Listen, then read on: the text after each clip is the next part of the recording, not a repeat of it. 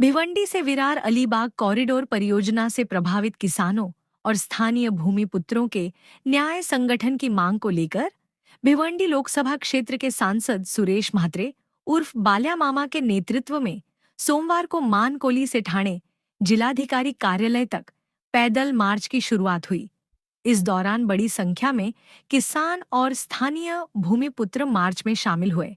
प्रदर्शनकारियों का आरोप है कि विरार अलीबाग कॉरिडोर परियोजना के कारण भिवंडी तालुका के 14 गांव की कृषि भूमि प्रभावित हो रही है, लेकिन सरकार की ओर से किसानों को बेहद कम मुआवजा दिया जा रहा है। उनका कहना है कि सरकार ने स्थानीय किसानों और भूमिपुत्रों के साथ अन्याय किया है।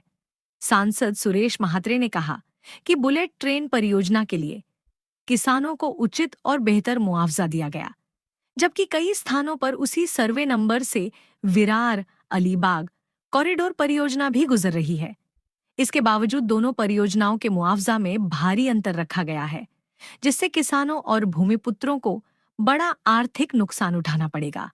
उन्होंने बताया कि इस अन्याय के विरोध और किसानों के न्याय संगत अधिकारों की मांग को लेकर मानकोली से ठाणे जिला अधिकारी कार्यालय तक इस पैदल मार्च का आयोजन किया गया।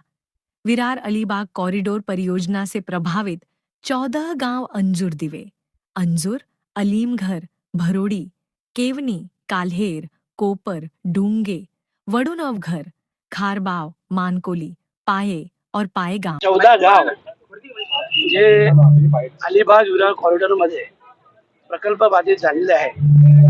आणि आपण पाहिलं असेल की एका बाजूला बुलेट ट्रेनला रेट वेगळा, समृद्धीला तोच रेट, परंतु आमच्या अलिबाग विरार कॉरिडॉरला इकडे 100 रुपये, आम्हाला 40 रुपये। हा जो अन्याय आहे किंवा हे जे शासनाचं चुकीचं धोरण आहे, आणि म्हणूनच आज 14 गाव प्रकल्प बाधित शेतकरी कृती समिती यांच्या वतीनं जिल्हाधिकारी कार्यालयावर हा मोर्चा आहे। आपण पाहिलं असेल 14 गावातील जवळजवळ सगळीच लोक, आमच्या माता भगिनी देखील मोठ्या संख्येने उपस्थित आहे। खरं म्हटलं तर ही वेळ का यावी आणि शासनाने याचा विचार का करू नये अगोदरच। जर जे न्याय हा सगळ्यांसारखा असतो ना, तर मग बुलेट ट्रेनला वेगळा न्याय, समृद्धीला वेगळा न्याय, अलिबाग विरार कॉरिडॉरला वेगळा न्याय, हा वेगळा न्याय क्या?